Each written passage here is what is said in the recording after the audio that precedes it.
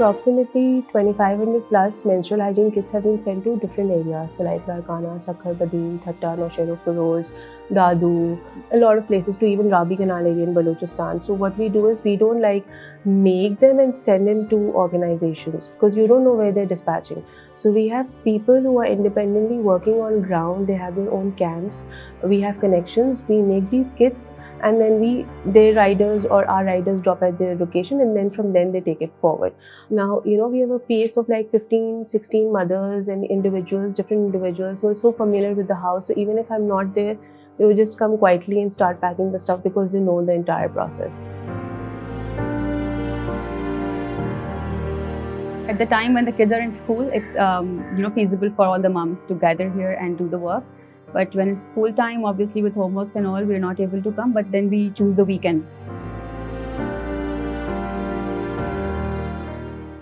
If floods have hit the interiors of Balochistan and Sindh, it can hit in Karachi also.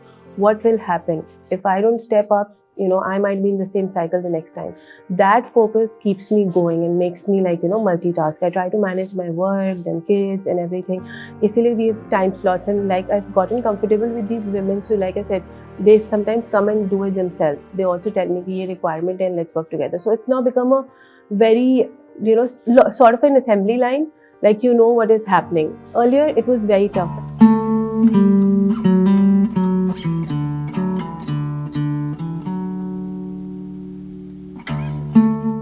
Of people in the rural areas are not aware of sanitary napkins, so they prefer cloth.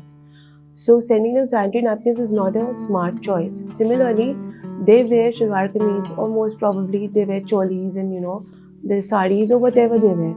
Sending them jeans and heels and coats does not make sense. So whenever you're trying to help someone, don't think that you're decluttering your house, and don't think that what you think they want is what they need. No. What they want is what they should get. People are helping us out with cash, or with the money, or with any kind of help with the cloth or with cotton, with detergents. Why Mehak started this was because those people don't use pads or tampons or the menstrual cups. This is what they use and this is what they're comfortable with. Also because there is so much water all around them, there is no disposal. So this is the most hygienic and the most environment friendly thing that we could do for them.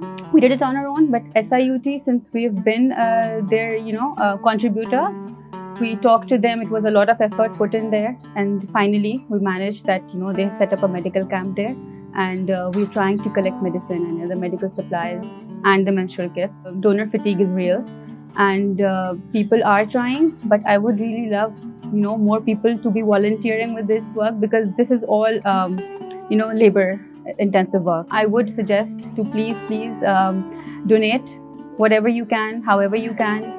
We need a lot of help, because this is going to take 6 to 8 months for the water to dry up, for the homes to be built.